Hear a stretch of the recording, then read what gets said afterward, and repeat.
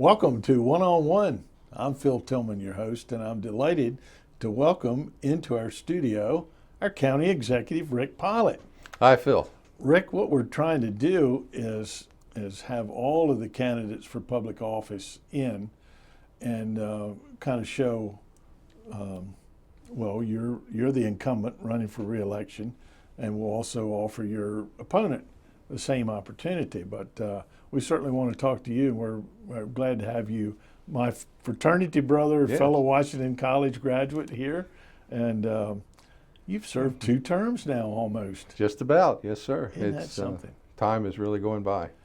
Well, speaking of the times, you've had a period of some pretty tough economic times to be the first county executive of Wicomico County. So tell us how you coped with that. Well, you do what you have to do. You know, you kind of draw on the resources and the experiences you've had getting to this point. And, there wasn't a whole lot of guidance on how to deal with this recession. They tell me that unless you were here for the Great Depression of the 20s and 30s, there wasn't a whole lot to compare to. So we sort of had to adapt to the need at the time. One of the things that we feel very comfortable about is that while we have been in this recession, it gave us an opportunity to kind of sit back and do a total community evaluation of who we are in Wicomico County and what do we want to be when things start to settle down again and moving forward into the future. And so I'm really delighted that we've had so many people in the community come together, get around the table, and we're developing a vision. And it's actually a vision action plan where rather than just have one of these periodic studies that goes on a shelf, we've got the major decision makers from around the community talking about how we can improve our economic development opportunities. What can we do for public education, transportation, public safety, and all of the things that makes a community whole. So we're making really good use of the time.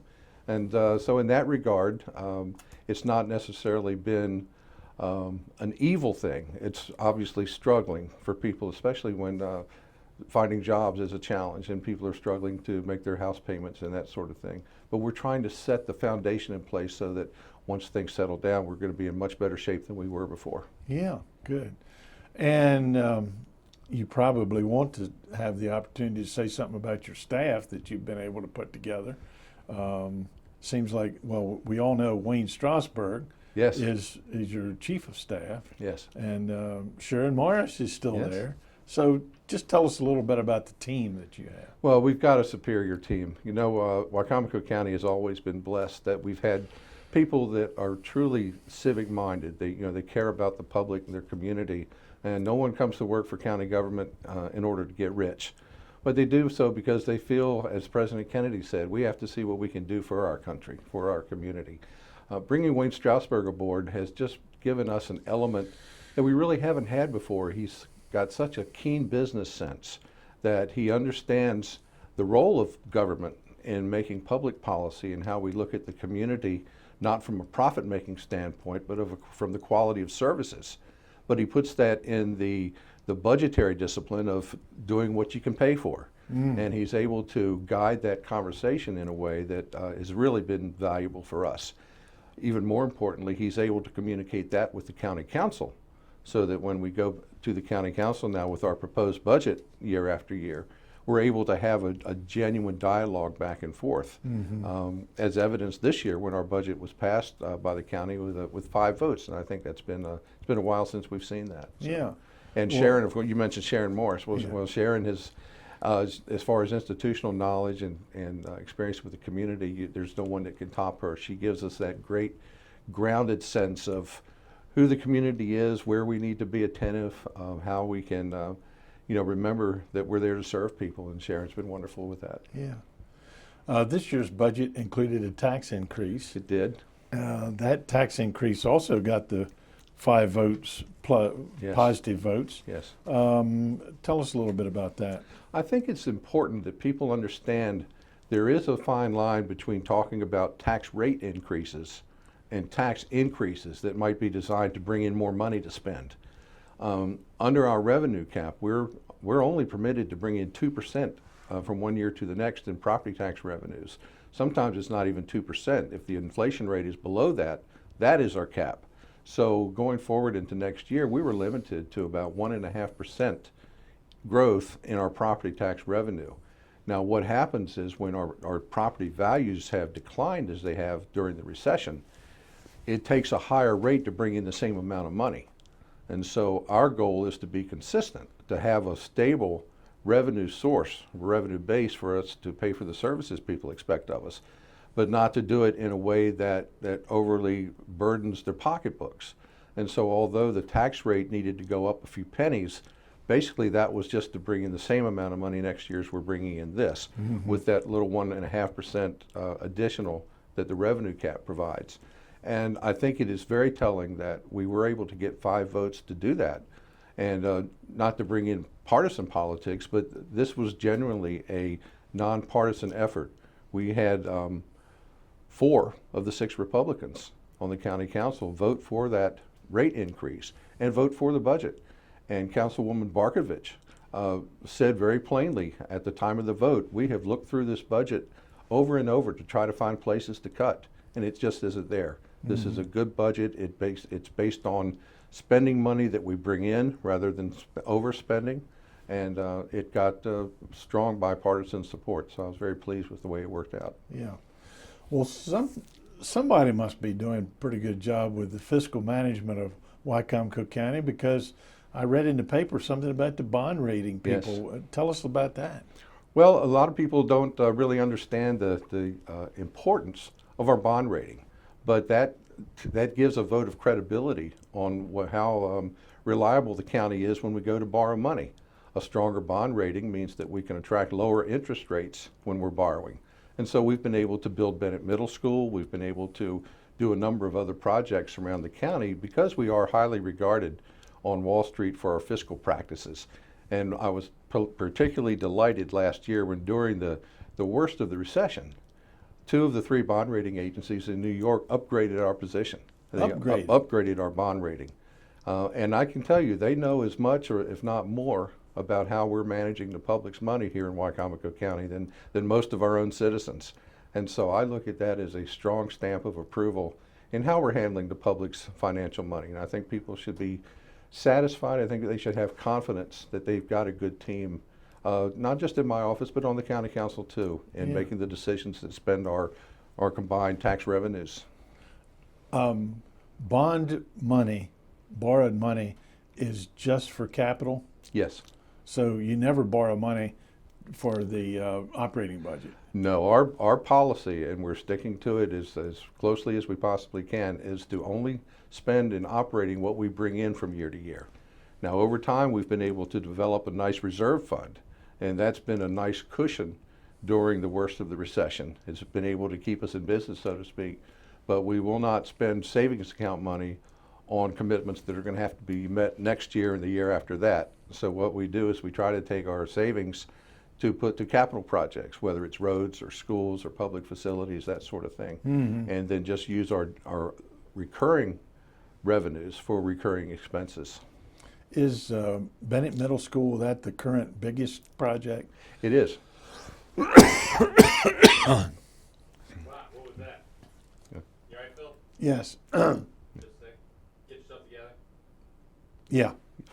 Yes, Bennett Middle is on schedule to be open for activity in August of next year, 2015.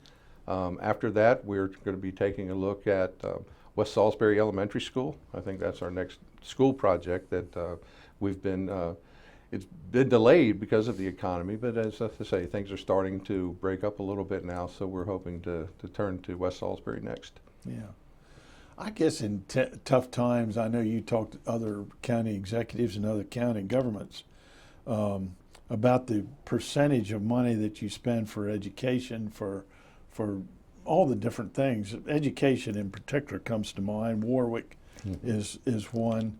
Are you able to do for education what the taxpayers and the parents and the school system expects you to do? I think we do well under the circumstances. When education and public safety take a full 80% of your budget, and you need to make serious cuts in order to match the revenues that you have from year to year, there's really no way to avoid having them sacrifice, as we've all had to sacrifice. The good news of the story is that as the county has cut back in its contributions to education, the state money, on the other hand, has increased. So while during the worst of the recession, so many county departments saw cuts of as much as 20 to 25%, the Board of Education budgets have been pretty well level, if not rising still, thanks to the federal and the state money they're able to bring in. Yeah. Well, you're a former member of the Board of Education, I think. Yes, and you know how it is. There's always things, if you had the money, you would like to do this, you would like to do that. Part of what we're doing to make sure that we're getting the best value for the money we do invest locally is we've commissioned the SAGE Policy Group. It's kind of an international consulting company that's done a lot of economic development studies, financial statements, audits, that sort of thing. We've asked them to come in and do a total kind of efficiency study of the Board of Education from a spending standpoint to see, are we making the best use of our money? Is it being applied in the best way? You know, how does investment in dollars translate into performance among the students? And so we're very much looking forward to the outcome of that study. We think it'll be a great tool going forward as we make our budget decisions going forward. Yeah, that sounds interesting. I guess in previous years, the comparison has always been to other Maryland counties. And if this national firm comes in, I guess they'll compare school systems of similar size in other states. Well, we need to compare apples to apples, certainly, Yeah. to make sure. And then, you know, there's also the social element. You know, a lot of kids come to school with challenges that you and I can only imagine because they have no home life. They have things going on back at home that, you know, we can only read about and shudder and think those poor kids. And so that has to have an effect on their ability to learn, their ability to concentrate and to assimilate into the rest of the classroom experience. Yeah. And so it's not just a matter of teaching what's in the books. You've got to deal with a lot of other things that these kids carry in with them, and that's going to affect the product, of course. Yeah. You mentioned earlier in talking about the vision and the action plan, can you expand on that when it comes to economic development? Sure. One of the things that has already borne fruit was at one of our roundtable discussions, one of the local business owners who has a car dealership was talking about how they have people coming to apply for jobs that they would hire, but they don't have the ability to get to work because they're economically challenged. They don't have driver's licenses, and they haven't been able to pay for the private driving schools. So Dr. Hoy from Warwick Community College said, well, I think Warwick Community College can adopt a driver education program that will help train the people that you want to come work for you so that they'll have their driver's licenses. So right away, you've got education and business combining forces to create jobs. Yeah. Now, that was a direct output of our Vision Action Committee exercise. And we're trying to do more of that to see how we can promote our region as a great opportunity for economic development and for bringing in families and raising families and that sort of thing. That's interesting. You have two teens. How much does it cost to send a kid to driver training prior to their getting their license? You know, I don't know for sure. Both of my kids went through driver training right there in Fruitland. But you have to pay for it. You do. I mean, you do. It's 800 or 900. When you and I somewhere were in in school, it was part of what you learned in Education. high school. Yeah. But no, that's something. And you know, young adults or kids from families who don't have the means, they just don't have that option available to them. Yeah.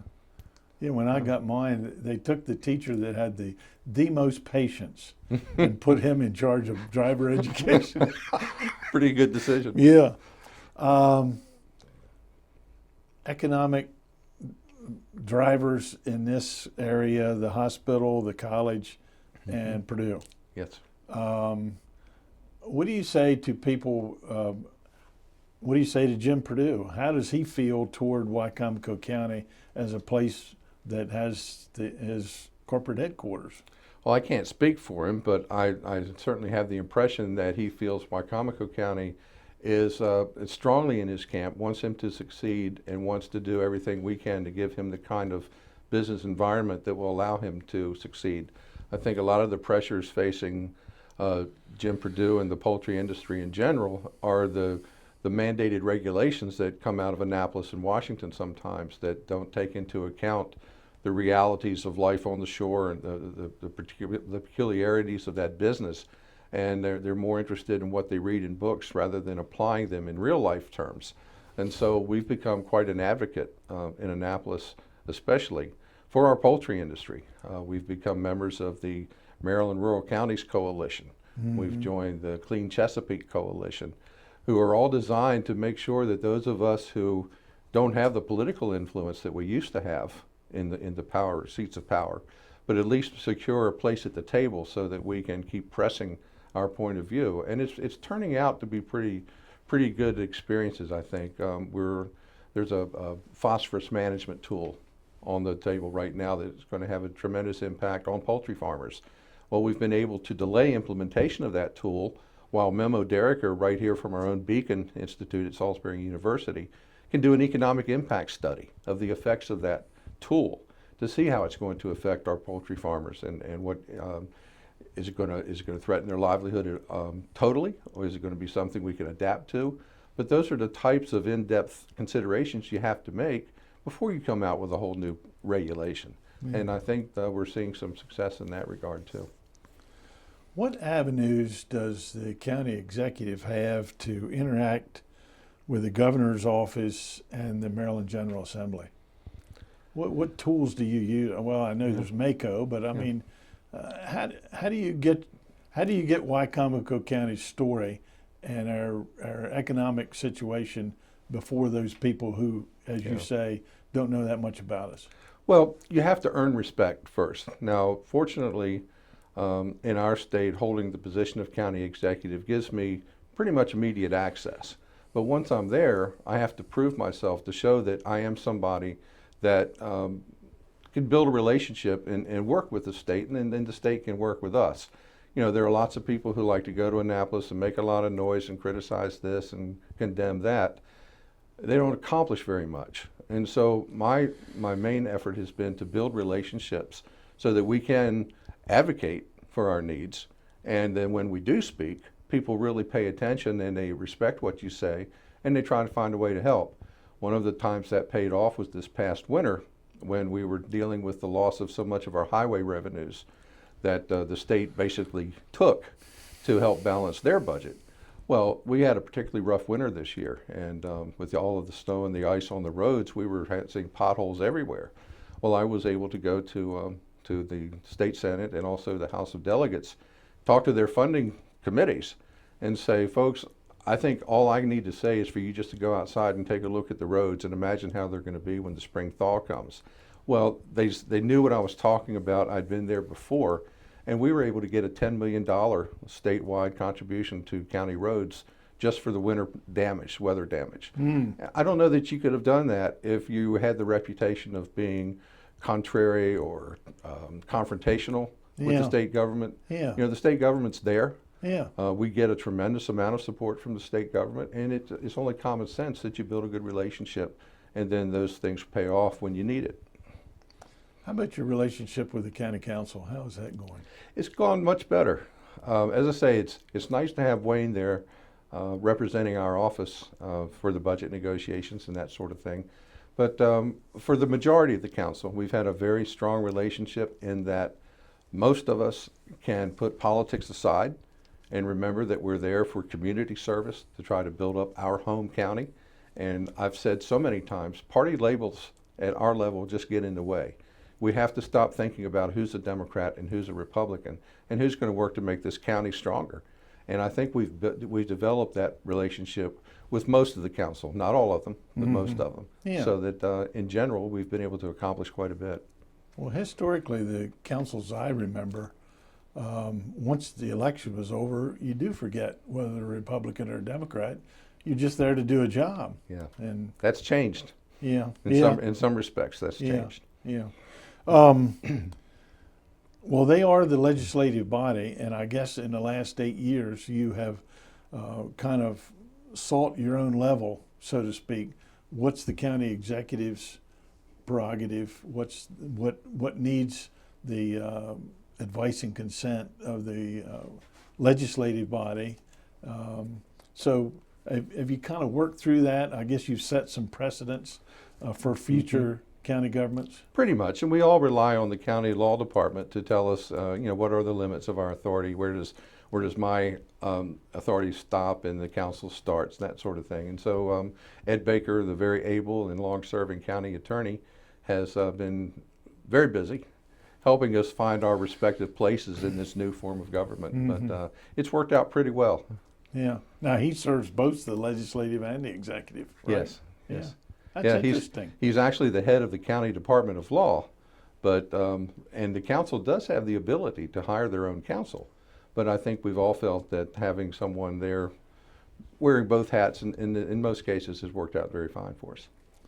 What do you suppose is the biggest issue or the biggest issues in this upcoming election between Rick Pollitt and Bob Culver, who's a member of the county council and who's running for county executive? What's the issue? From my point of view, I think the main issue is going to be in how we approach problems. Bob and I grew up together. We went to Y Junior High together, so we're roughly the same age and had the same kinds of experiences growing up. I don't know that we each have a different view of how Wicomico County should be or what kind of community we should have. The only real criticism I've heard him express, and this was in the paper when he filed, was that he thinks I might be too cozy with Annapolis. But as I just mentioned, these are the people that basically control so much of what our resources look like to then apply to our own communities. And if you can't build those relationships, if you're going to just say, I'm opposed to that, I'm not going to do that, I'm just, forget it. You don't get respect, and you don't get things done. I think probably the biggest difference with us is that from the beginning, I've understood that the core function of a county executive is to bring the community together. My campaign slogan, and since then the slogan of my administration, has always been building bridges, building community. We want everybody at the table. We want people to have a say in their own destiny. And it's about building relationships and getting people around the table from a positive standpoint. I'm definitely a glass is half full kind of person. I'm looking for opportunities to build on what we've accomplished, and it's progressive, it's optimistic, it's upbeat, it's the idea that we can make everything that much better. It's an enthusiastic point of view, and let's see what we can do in partnership with our community. I don't think that you would have that with my opponent. Yeah. This might not be a good question to ask, but all of the publicity around Ray Hoy being pursued by the state of Delaware, and his salary of $240,000 was printed in the paper, and first time I knew how much he made. And I remember when Dr. Fredrickson was hired to come here, the Greater Salisbury Committee and Chamber of Commerce went to the county and said, offer enough money that you're going to get the best candidate. How much does a county executive make? The charter set the salary at $85,000 in 2006, and it hasn't changed since then. And it won't for another 4 years at least. Well, there was a salary review committee recommendation that it did change, and the county council voted that down? Yes, 2 times, in 2010 and in 2014. Yeah. So as you said, you're not working for Wicomico County because of the big bucks. I mean, well, $85,000 is certainly a nice salary, but I mean, compared to some of the other salaries that we hear for public service people who have a budget, just a portion of what budget that you oversee. But anyway, that might not be a good for this show, but I just couldn't help but ask it because I was surprised at how much Ray Hoy is being paid. And but anyway, well, one other question: land use and land use practices. That is a job for the county council to land use policies and growth plans and that sort of thing. Is that the case? Does the county executive participate in that? Yes, as a matter of fact, the county executive promotes a particular plan to the county council, and then they do have the ultimate decision-making authority. But we work through our planning commission and community groups that we put together to formulate a plan or policy recommendation to the county council, and then they take over and get their own public input. But I have to tell you this, we did something unique that I actually came up with myself, dealing with the tier map discussion, which has been very controversial because it's another state mandated program about land use, and the concern has always been that we're going to be so regulated in how we can use our private property that we're going to lose the value in that land. And so people are skeptical anyway about anything that comes out that do with how they can use their land if they so choose. Because it was such an emotional issue, and because when we would hold regular public hearings, we would get a lot of people who would come out and hold up signs and get all emotional and such, but it didn't really address the core issue. We developed through the Center for Conflict Resolution right here at Salisbury University a roundtable panel that had representatives of every player, of every shareholder in that discussion, whether they were realtors, farmers, environmentalists, tax appraisers, regular citizens with no particular agenda, but people who could talk about these things from a professional standpoint and from a personal experience standpoint. And we came out with strong consensus. One of the greatest things was seeing a very staunch environmentalist and a very strong farmer talk to each other about where their hearts were, what it was that drove them to their positions. Yeah. And what we found out was, in the end of the day, pretty much everybody wanted the same thing. It was just a matter of getting the right people at the table to come up with something we could all live with. Yeah. And that's actually now gotten the notice from counties across the state, and others are going to be trying the same type of exercise. And that was your initiative Yes. to do that? Yes. Well, congratulations. It's about on that collaboration Sure. that you It's have building to have. bridges and building communities. Where have I heard that somewhere before? Pretty snappy slogan. In the couple minutes or so we have left, Mr. Rick Pollitt, County Executive, Wicomico County, speak right into that camera and tell those people whatever you want to tell them about your candidacy for re-election. Okay, well, thank you very much, and I do appreciate this opportunity to come in and share our successes. It has been the honor of my life to be Wicomico County's first county executive. We're just finishing up our second term, and as Phil said at the beginning, it's been quite a time. Most people are elected to office full of dreams and plans of how we're going to build things and make things better. For a number of years now through the recession, a lot of our hours have been spent just trying to keep the thing together, to try to keep our services strong, to keep our fiscal house in order, and to still be able to provide the services of public education and public safety that people rely on us for. I think we've done a good job. It's been endorsed by, as Phil said, the bond rating agencies in New York. People who know what they're talking about say we're doing a darn fine job taking care of our public's money. And I hope that people have developed a sense of confidence that we do know what we're doing.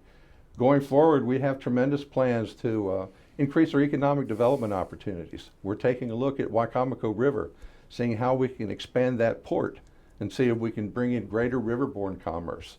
We want to take a look at the offshore wind industry and see if there's something that we can be doing in support of that with materials and training, that sort of thing. We're looking at the airport and trying to see how much more economic vitality can take place at our airport, especially in association with the exciting things going on in Wallops Island in Virginia. We're going to be sending people to the space station right out of Wallops Island within the next 10 years, they say. There are so many potential good opportunities for job growth, for families to come in, for us to improve our quality of life, to let people see why we are the land of pleasant living. And I think we've got a good handle on that. We've got people engaged. We know what we're doing a good job. And if I was looking at re-election as a job application, I would come to you with a long list of experiences with good accomplishments. Certainly my heart's in the right place, and as I say, I'm working for you. It's been my honor, and I hope you'll let me do that for another 4 years. Thank you very much. Well, thank you, Rick, for being on the program, and thanks for serving as our county executive for the last 7 and a portion years, and good luck to you. Thank you very much. And thank you for being with us on this special segment of One on One, as we have interviewed one of the candidates, and we're interviewing all of the candidates for election in November. So please remember, mark your calendars to vote first Tuesday in November. And we thank you for being with us right here on PAC 14.